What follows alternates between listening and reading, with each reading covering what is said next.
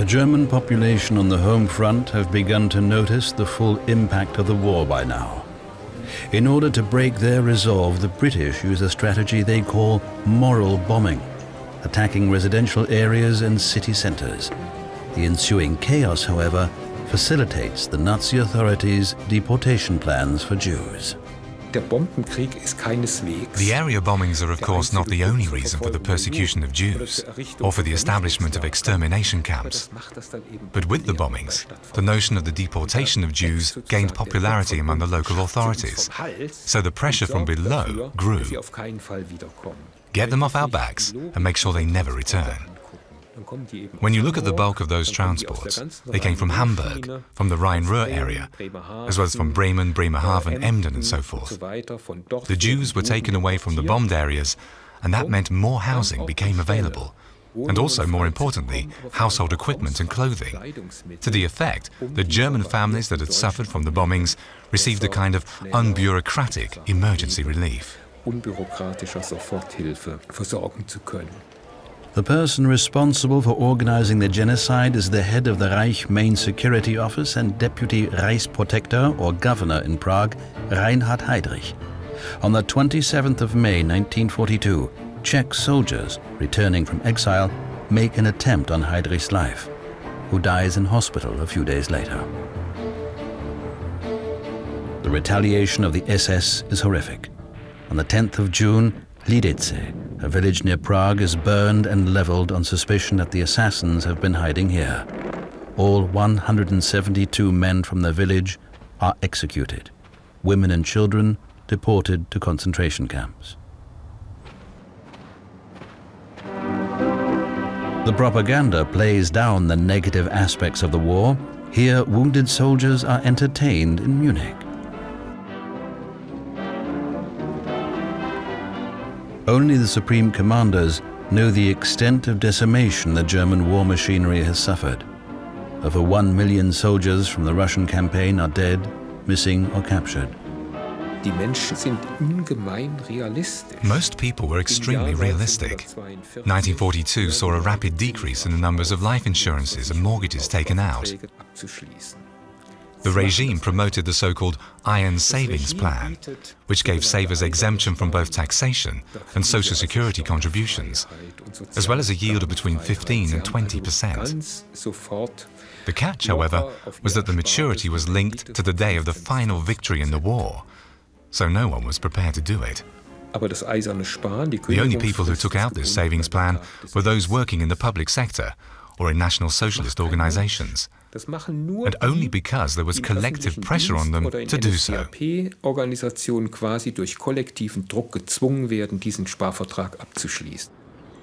Oil, rather than the conquest of Lebensraum in the East, is now the most important war objective, professes Hitler after the launch of the 1942 summer offensive against the Red Army.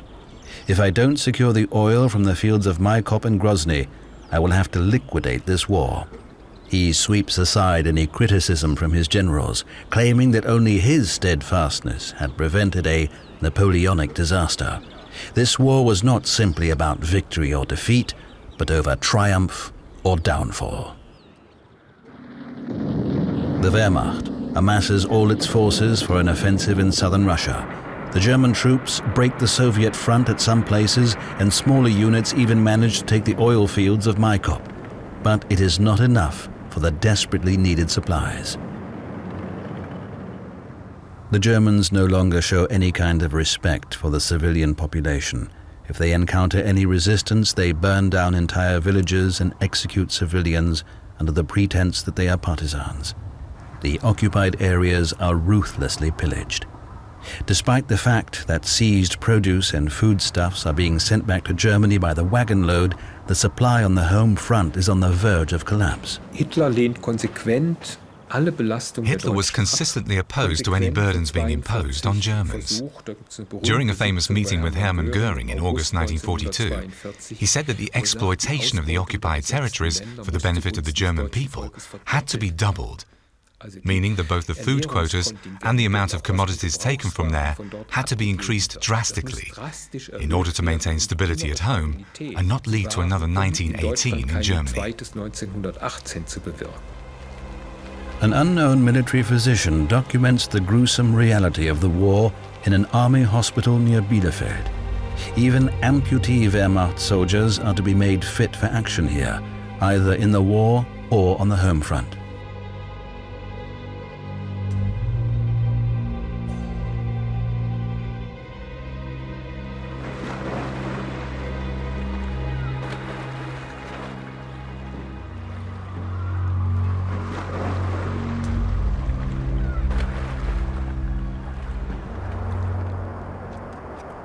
With supplies and reinforcements being stalled, the war in North Africa too turns into a disaster for the Germans. The British forces, which now outnumber the Germans, defeat Field Marshal Rommel in El Alamein.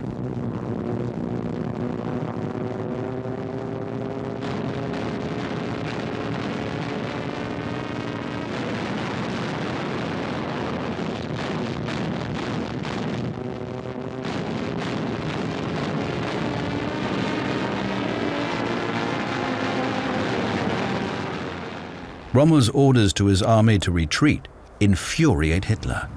"You can show your troops no other way than that which leads to victory or death," reads the dictator's radio message. Hitler issues an arrest warrant for Rommel, which is never carried out.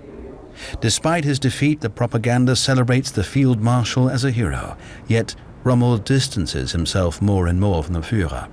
On several occasions he voices his opinion that final victory is unattainable.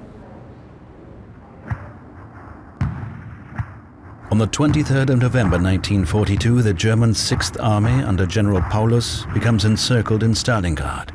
Thanks to armaments supplied by the Western Allies, the Red Army can keep the Germans in check. Hitler decrees to hold the positions in Stalingrad under all circumstances, which results in a bitter battle over the city on the Volga River. The supply of the troops from the air is totally insufficient. In Stalingrad, the Wehrmacht finally loses the aura of invincibility that had surrounded it. By the autumn of 1942, German troops were embroiled in Stalingrad, and of course over the next months this became huge, enormous and decisive defeat for Germany. The crucial point perhaps to add to this with regard to the German offensive is that the Wehrmacht was actually substantially weaker in 1942 than it had been in 1941. Germans had lost almost 1 million men in the meanwhile.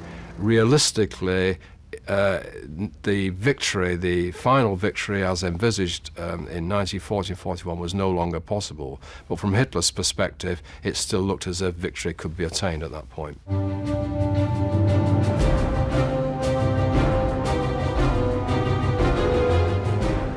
In the Wolf's Lair, the Führer's military headquarters in East Prussia, Hitler receives the Romanian dictator Ion Antonescu on the 10th of January 1943. The Führer holds his Romanian and Italian allies jointly responsible for the situation in Russia. His generals are ordered to hold Stalingrad to the last man. The fact that the troops in Stalingrad have been surrounded for weeks is kept secret from the German public on Hitler's orders.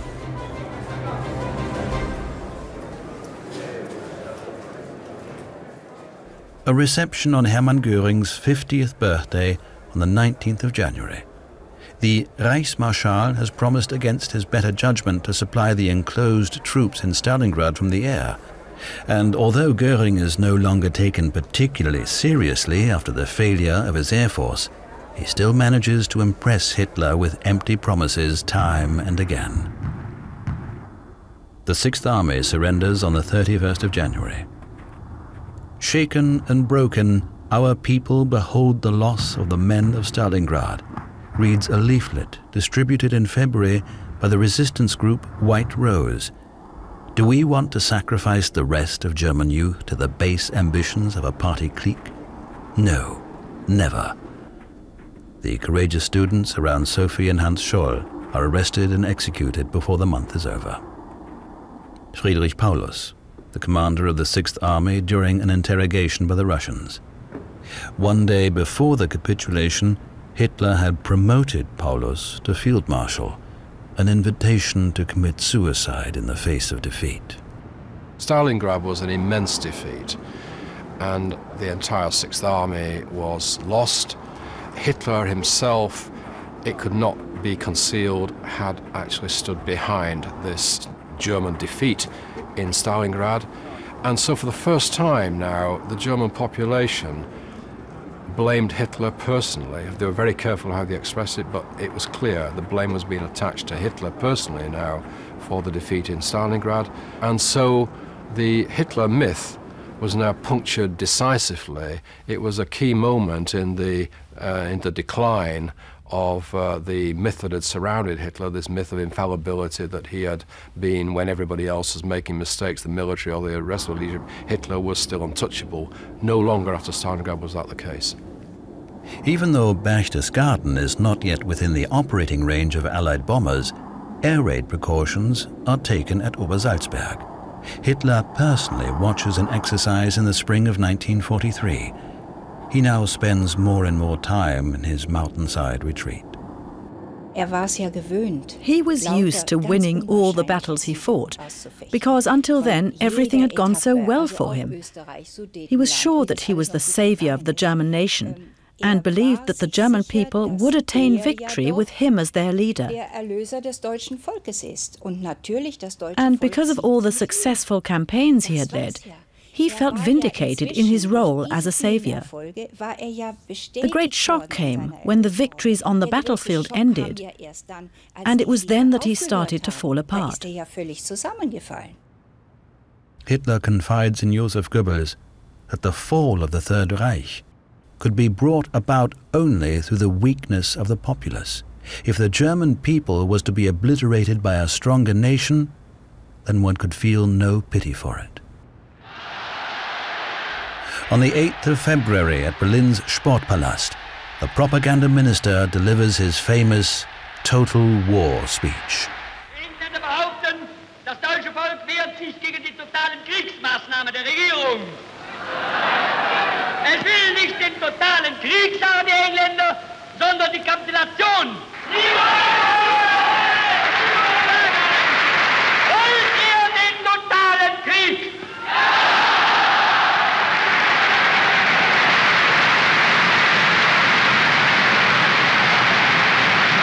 Wollt ihr ihn, wenn nötig, totaler und radikaler, als wir ihn für uns heute überhaupt erst vorstellen können? I will certainly see to it that this is a total war, not only on paper, Goebbels writes in his diary. In the style of Europe's economic dictator, the new Reich armaments minister, Albert Speer, tries to secure supplies for both the front and the home territories. In an attempt to compensate for the shortage in labor force, Speer decrees the compulsory recruitment of workers in occupied areas, including concentration camp inmates, to work as slave laborers in the arms industry. Here, for the newsreel, the minister presents the latest developments in German weapons technology. Despite the short supply of raw materials, Speer intermittently manages to raise the production numbers in all sectors.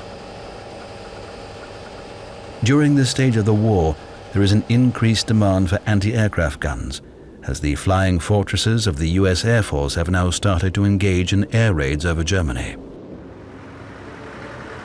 German armament plants are the #1 targets of the American bombers, while the British concentrate on the destruction of entire cities in Nazi Germany.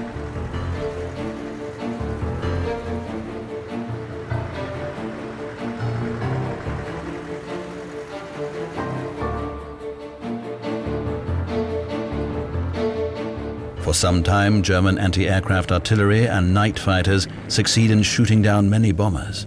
Hundreds of Allied pilots and crew members are lynched by enraged crowds with the consent of the Nazi leadership. Yet more and more bombers reach their targets and drop their deadly load unhindered.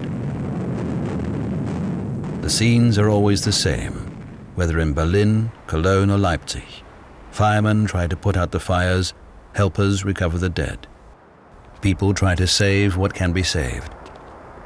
The helpless reaction of the authorities raises more and more voices of criticism, but no opposition makes itself felt. It's important to understand that every totalitarian rule, but especially this National Socialist regime, aims to destroy the settings where public opinion can be formed. There was no press, there were no organizations, and all associations and societies were transferred into the hands of the party and organized accordingly. There were no places in which the opposition, which undoubtedly existed, public discontent, or people with the conviction that it would all end horribly, could become organized and gain a voice. For a long time now, Hitler's opponents in the Wehrmacht have had no doubts that the Führer must die for the war and the killing to end. Young officers plan to assassinate the dictator during a visit to the troops in Smolensk, but their general stops them because Chief of SS Himmler is not present. Instead, Hitler is cheered by his troops and the propaganda machine records the event.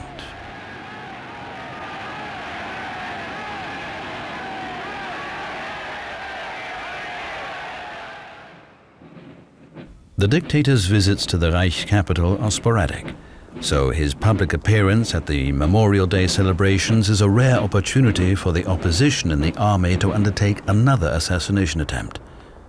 The plan fails because Hitler leaves the Zeughaus, the armory, too early, and the determined officers miss their chance. Za Granica, Abroad, is the title of a German propaganda film shown in Poland with the aim to draw labor forces to Germany. The footage is filmed in the production halls of the car plant in the city of KDF Wagon, where the first Volkswagen Beetles were manufactured before the war. The workers are led to believe that the conditions will be blissful, with excellent boarding, first-rate medical care, good pay and frequent holidays at home. In the small village of Steindorf in Pomerania, an amateur filmmaker documents the brutal reality. When German girls become involved with foreign workers, the populace shows no pity and pillories the guilty parties publicly.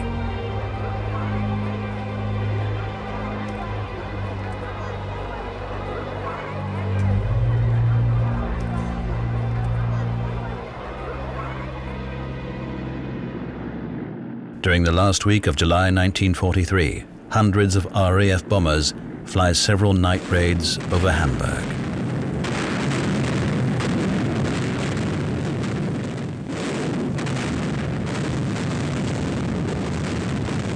The bombs create a horrific firestorm. Entire city districts are consumed within hours. People are engulfed in the huge inferno. The tornadic fire incinerates everything in its way. Fireman Hans Brunswig shoots this footage with the consent of the authorities for documentation purposes. Over 35,000 people are killed during the so-called Operation Gomorrah, but the Allied attacks cannot break the spirit of the survivors. People in Hamburg had hardly slept through a single night since 1940. They were totally shattered, even more so after those huge raids in the summer of 1943. So resistance to the regime is not a top priority here. In a situation as bad as this, the people's interests are reduced to an individual level. A kind of loyal apathy develops, which arises from the lack of alternatives. One either doesn't recognize the paths that lead to a change, or perceives them as being blocked. Also, with the war against the Soviet Union, the regime had already defined its own path. There's no turning back. There is only victory or defeat, and if we are defeated, we will all die, and with us a large section of the Germans. In the summer of 1943, Heinrich Himmler visits the top-secret Army Research Center in Peenemünde. The Reichsführer SS has professed his interest in the A4 rocket for some time and wants to see the developments for himself. The trial results still leave much to be desired, but the Nazi leadership has high hopes that the Wunderwaffe will soon be operational and promises the population devastating retaliation strikes against British cities.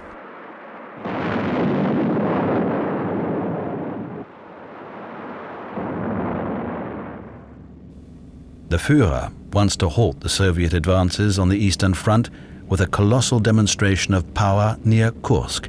According to his calculations, Operation Citadel is to be a formidable offensive and the comeback of his army in the east, which would also serve to unnerve the Western Allies. But these plans proved to be totally unrealistic. 700,000 Wehrmacht forces storm in vain against the layered Red Army defenses, for the German offensive lacks any strategic planning. Hitler finally calls off the pointless operation. From this point on, the Red Army takes the initiative, and the Wehrmacht finds itself in retreat. München am Vorabend des 9. November. Unter dem stürmischen Jubel seiner alten Garde trifft der Führer im Löwenbräu-Keller ein. Herzlich begrüßt seine treuen Mitkämpfer aus den ersten Anfängen der Bewegung.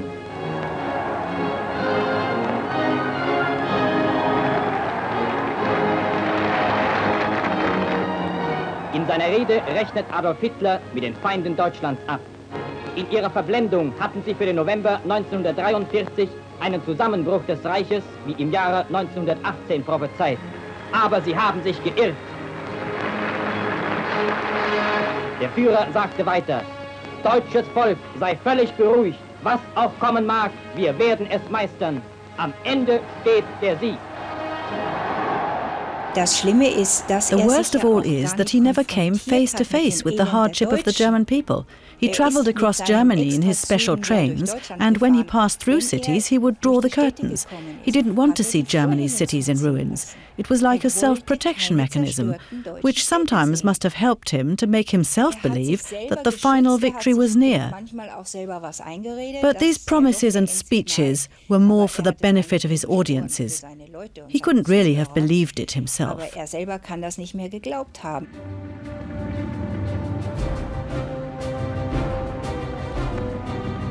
At Stalin's command, the Red Army launches a large-scale offensive against the Army Group North on the 14th of January.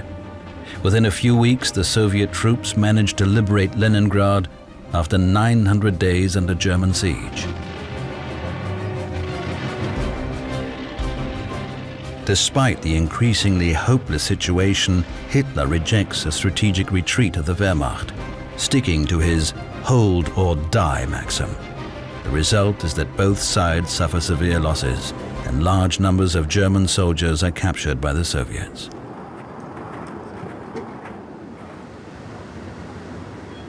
The dictator knows that the troops of the Western Allies in Britain will eventually try to land in northern France, and orders all available units to deploy for the defense of the so-called Atlantic Wall. This footage is filmed by a cameraman of the Sturmgeschützabteilung, Assault Gun Battalion 200, in January 1944. Field Marshal Erwin Rommel, during an inspection of the troops. Although his campaign in North Africa did not furnish the expected success, the Desert Fox is regarded as a gifted commander and is given the mission of coordinating forces in Normandy. The Führer expects an invasion at the narrowest point of the channel near Calais, so the Germans have stationed over 100,000 men in Normandy.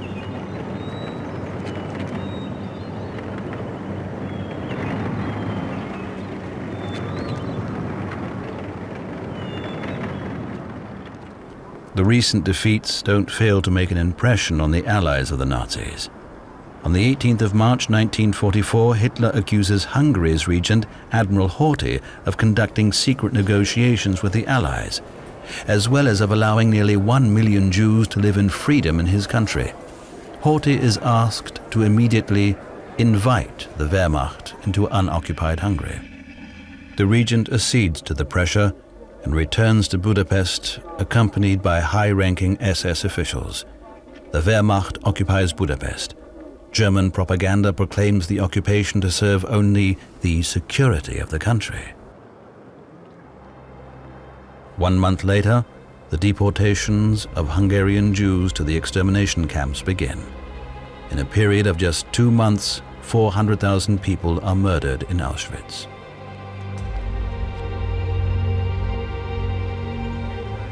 Adolf Eichmann, the man responsible for the logistics in the Reich's main security office, organizes the transportation of Jews all across Europe. The relevant ministries in Berlin are happy to offer administrative assistance.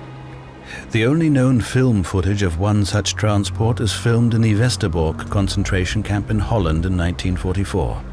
The film was commissioned by the commanding officer himself.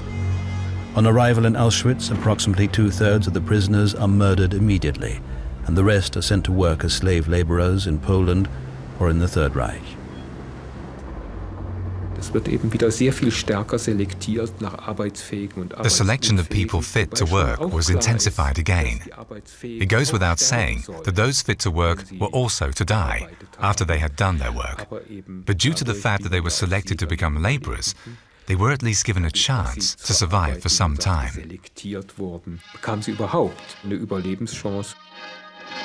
Reichskanzlei tragen sich mit den Vertretern der diplomatischen Missionen Männer, Frauen und Jugendliche aus allen Schichten des Volkes in die Gratulationslisten ein.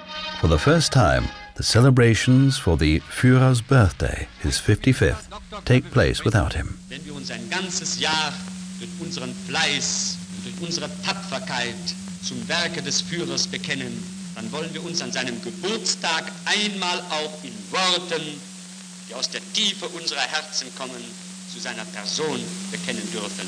Wünschen wollen wir ihm Gesundheit und Kraft und vor allem eine gesegnete Hand. Wissen soll er zu jeder Stunde, dass er sich auf sein Volk verlassen kann. Auch in diesem Kampfe auf Leben und Tod ist und bleibt er uns das, was er uns immer war. Unser Hitler.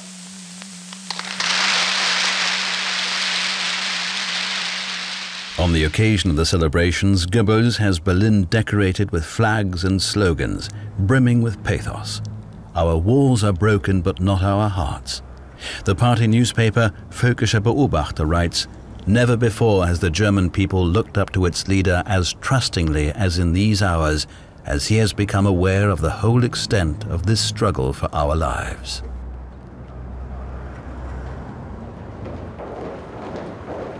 On the 3rd of June 1944, Eva Braun's sister Gretel marries SS-Gruppenführer Hermann Fegelein in Salzburg.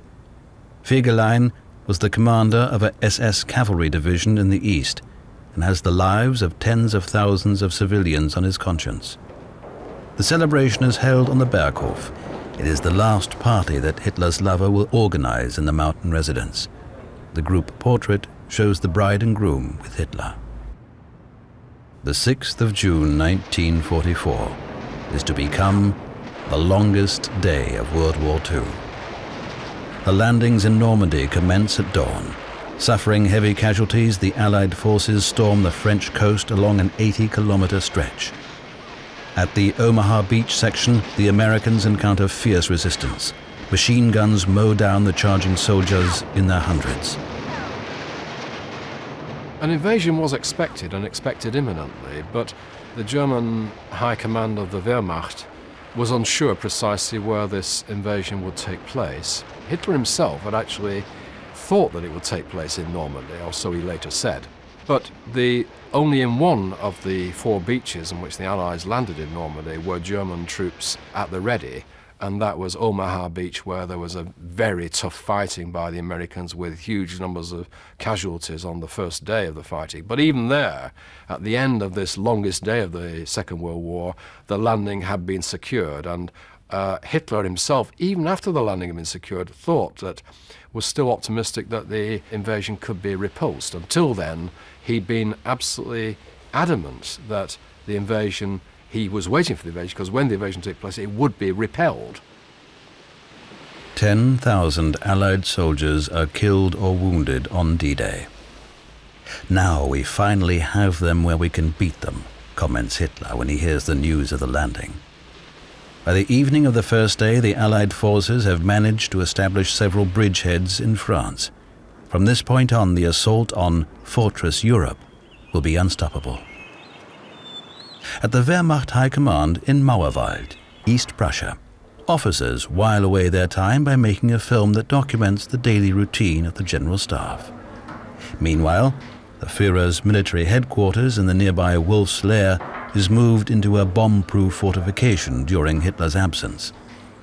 The dictator and his entourage do not return to East Prussia until mid-July. On the afternoon of the 20th of July, Hitler welcomes Benito Mussolini at the railway station of the Wolf's Lair complex.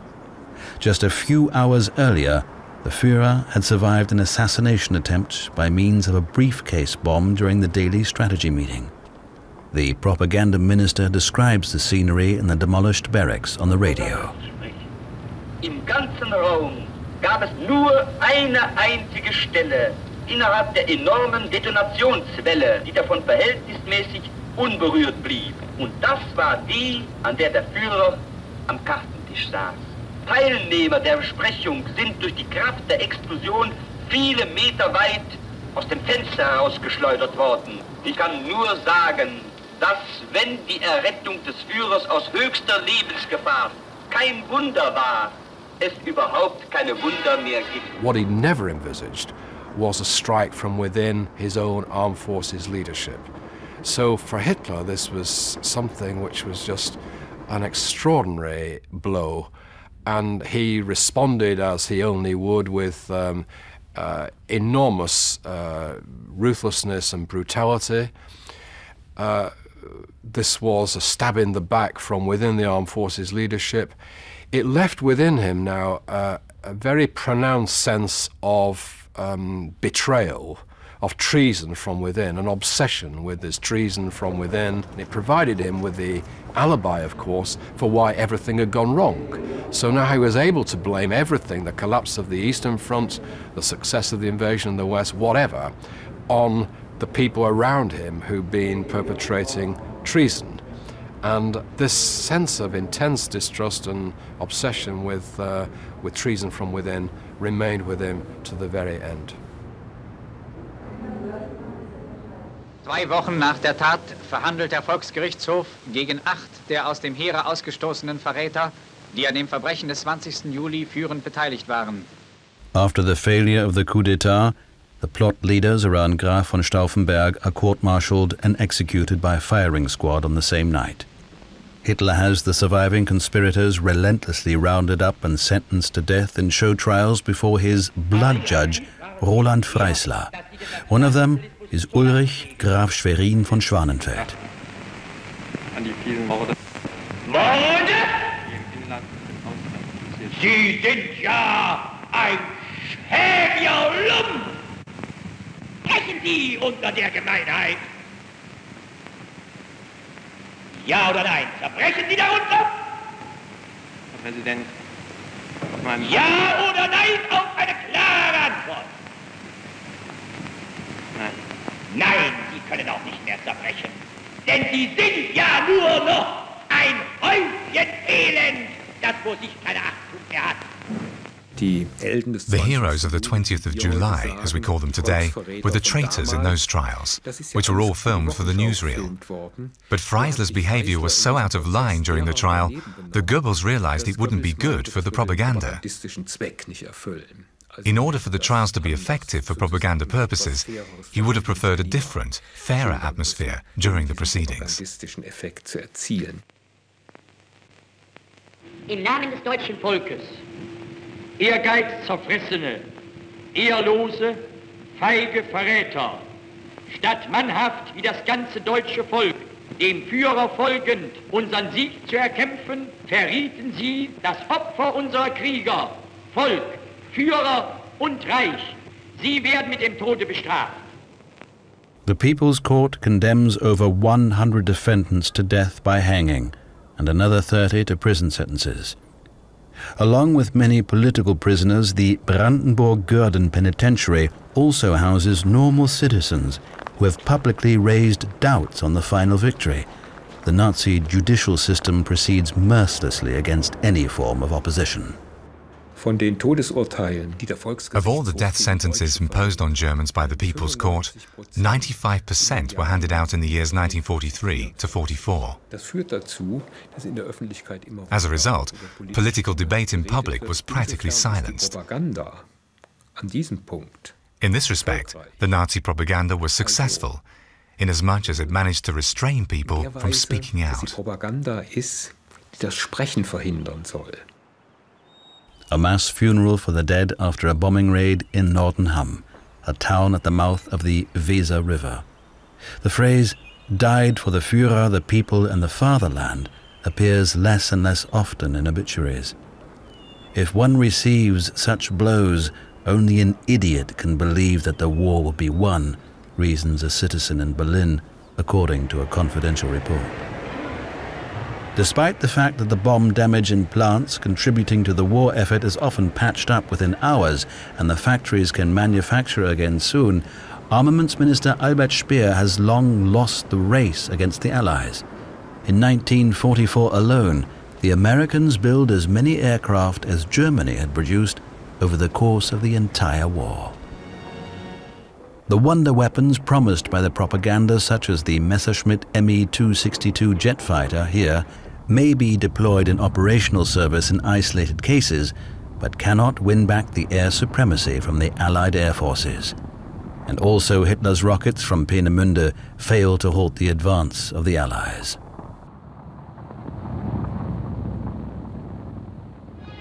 The Reich Plenipotentiary for Total War, Joseph Goebbels, must now mobilize the last reserves on the home front. Anyone who is capable of carrying a gun is conscripted for the Volkssturm. I've read many diaries from that time, 43, 44, 45, and what stands out is that people didn't actually criticize Hitler himself, but the people in his environment. Göring in particular was very unpopular, but many people couldn't stand Goebbels either. They don't let our Führer get back on his feet, people wrote. And because by then Hitler had practically withdrawn from public life, people were more prepared to forgive him. Then at some point around the end of 1944, a rumor started going around that Hitler was no longer alive.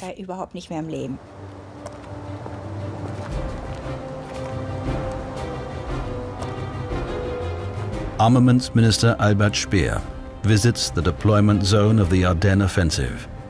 In mid-December 1944, the Wehrmacht had mobilized all remaining reserves and launched Operation Autumn Mist. The low point had been overcome, declared the dictator at the turn of the year from his headquarters in Bad Nauheim. Ultimately, the Reich would be victorious. An unknown filmmaker captures these seemingly carefree scenes at an anti-aircraft artillery position somewhere in the south of Germany. Women, adolescents, and men unfit for the front are the last contingent the Nazi leaders can muster. They are to halt the waves of Allied bombers which by now enter the German airspace almost unhindered.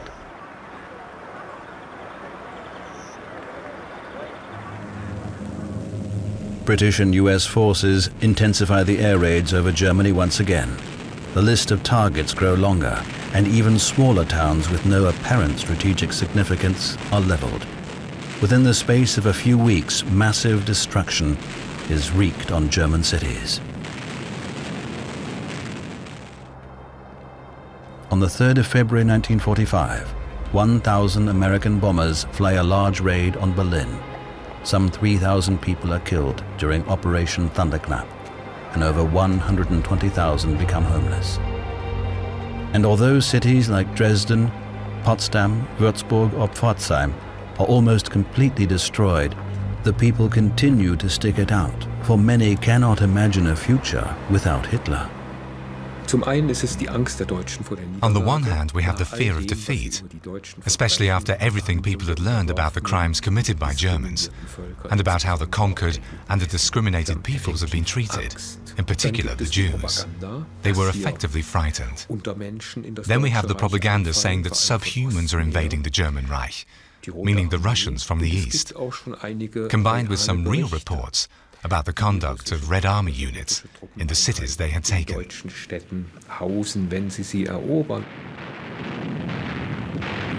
The 13th of January marks the beginning of the major Red Army offensive in East Prussia. The depleted Wehrmacht divisions cannot halt the superior Soviet forces. Many refugee treks out of East Prussia are wiped out by the Red Army. The amount of guilt Hitler has incurred is enormous, a soldier writes, and continues, "If I can't see my family again, then I don't want to live anymore." Red Army units liberate Auschwitz, Hitler's death factory in Poland, on the 27th of January 1945. Only about 7,000 inmates remain alive in the camp. Sick people and children who have been subjugated to medical experiments. Nearly 6 million Jews were methodically murdered in the extermination camps. Men, women, and over 1.5 million children, shot by death squads, gassed, poisoned, or beaten to death. They are the victims of the most heinous crime against humanity, organized and carried out in the name of the German people.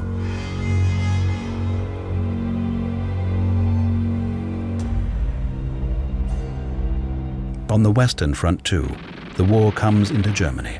On the 6th of March, American troops advanced into the center of Cologne. The Nazi functionaries want to defend the city to the last man alive. US Army camera crews capture the dramatic scenes showing house-to-house fighting at first hand. At 5 p.m. local time, the battle for Cologne is over. American forces reach the bank of the Rhine River. On the 20th of March, Hitler appears for the last time before the newsreel cameras in the garden of the Chancellery of the Reich. He wants Germany to go down with him. Hitler had said on a number of occasions, if this war is lost, it will be because the German people is not strong enough. And if that is the case, it deserves to go under, it deserves to suffer defeat. Hitler has said, if we go down, we'll take a world with us. So this was Hitler's mentality there, that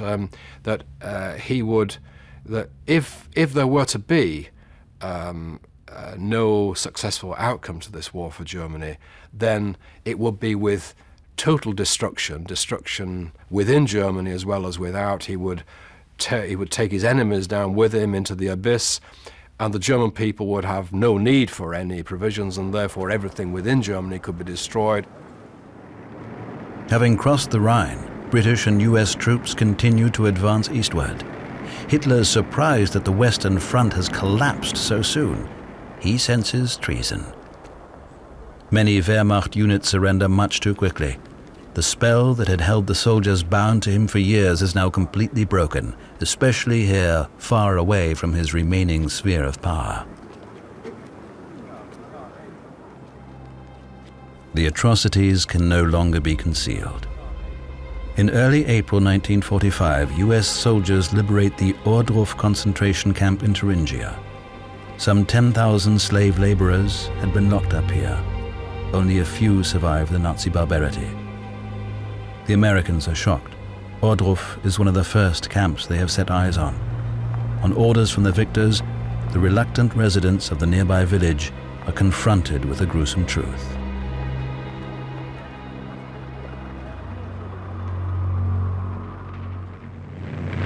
The advancing Red Army has concentrated 500,000 soldiers along the Oder River. On the 16th of April, the Soviets launched the offensive on Berlin.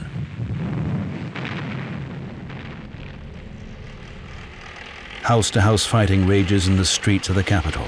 Despite fierce resistance, the Soviets take one district after another and advance toward the city center.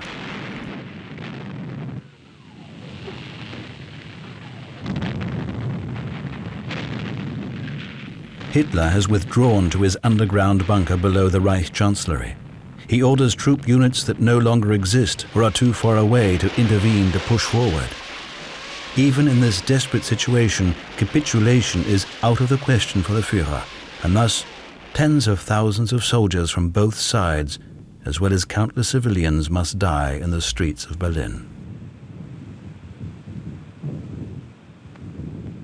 At the very end, we only know effectively that he was now resigned to his fate, that he had, in a sense, prepared this ending, which was almost a theatrical end to the Third Reich, with his own suicide now, with the Russians almost literally at the very doors, and again with the notion that, which was put out by propaganda then, that the Führer had fallen with his troops, which of course a last lie, fallen with his troops at the very end. Again, a portrayal of this image of heroic leadership to the very end, the image that he wanted to be that which would outlast him and go into posterity as the image of heroism surviving to the very end, unlike 1918, not following the coward way out of capitulation, but fighting heroically on to the bitter end.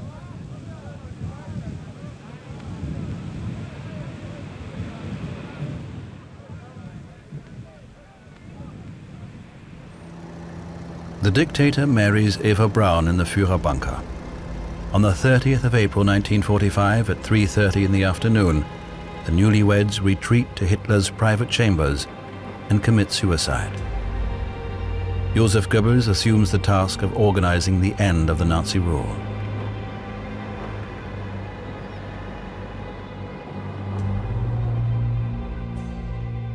Two days later, the forces defending Berlin surrender. The victors seize the center of power of the Third Reich.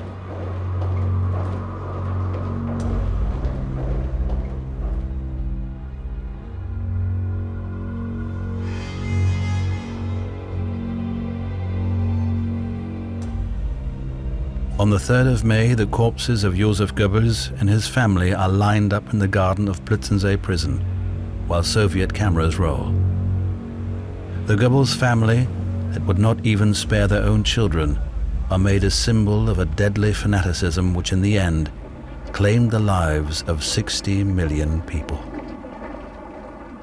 On the 30th of January 1933, a cheering crowd of Hitler's followers marched through Brandenburg Gate holding torches after his appointment as Reich Chancellor.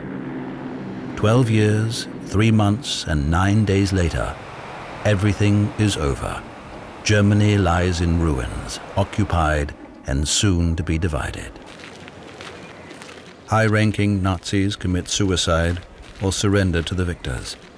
Reichsmarschall Hermann Göring believes he may have a political future, but is arrested and put on trial. Just like many other Nazis, he is unaware of any wrongdoing.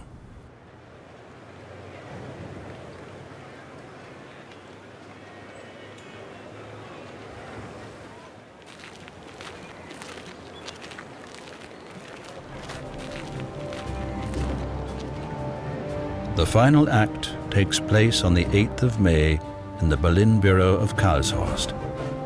It is incumbent upon the military leaders to formally end the Nazi rule over Germany and half of Europe. In the presence of army commanders of the victorious Allied powers, Field Marshal Wilhelm Keitel signs the capitulation of the German armed forces on land, at sea and in the air shortly after midnight. At exactly 11:01 p.m., the guns had fallen silent on all fronts. The Second World War is over. The Third Reich has ceased to exist.